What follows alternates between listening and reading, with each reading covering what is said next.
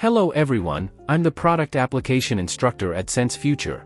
Today, we will use the temperature control of a DFB laser as an example to explain how to use our TEC103 series temperature controllers. We know that DFB lasers are characterized by their small size and narrow line width, making them widely used in fields such as laser sensing, optical communications, and precision instruments. When the operating temperature of the laser changes, it affects the laser's refractive index, natural resonant frequency, and other characteristics, leading to changes in the emission wavelength. Therefore, precise temperature control of the laser is essential. Let's take a near-infrared DFB laser as an example and use the TEC103 temperature controller to regulate its temperature. The laser has a wavelength of 1370 nanometers and an output power of 10 milliwatts. It is equipped with an internal NTC temperature sensor and a TEC semiconductor cooler. The materials needed include TEC103 temperature controller, TEC103 adapter board, USB to TTL communication cable, 12V power supply, computer, screwdriver, and wires. Step 1. Wiring. First, use wires to connect the laser's built-in NTC thermistor to the NTC pins on the adapter board, without regard to polarity. Next, connect the TEC semiconductor cooler to the TEC pins on the adapter board, paying attention to the polarity. Connect the live wire, neutral wire, and ground wire of the power line to the corresponding terminals of the 12V power supply. Make sure not to plug the power cord into the 220V mains power yet.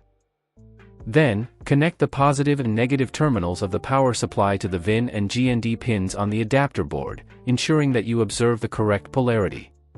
Connect the adapter board using the USB to TTL communication cable, but do not connect it to the computer yet. Finally, insert the TEC103 temperature controller into the adapter board, ensuring that the pins are aligned correctly.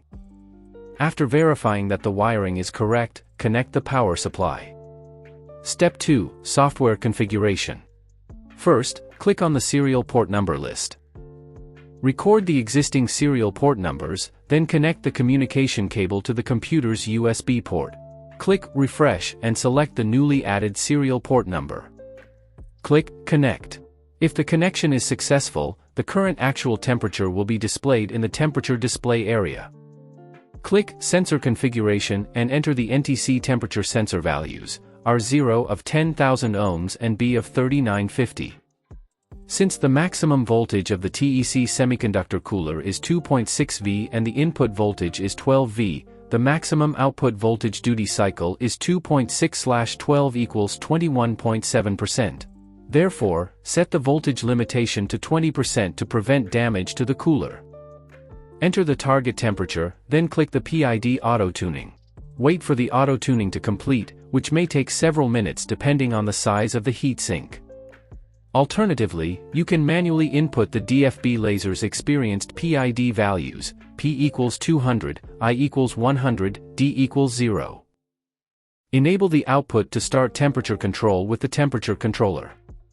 This is the actual temperature control performance of the DFB laser, with stability maintained at plus or minus 0.001 degrees Celsius over the long term. This concludes the usage case explanation for the TEC103 series temperature controller. Thank you for watching. Stay tuned for more from SenseFuture. See you next time.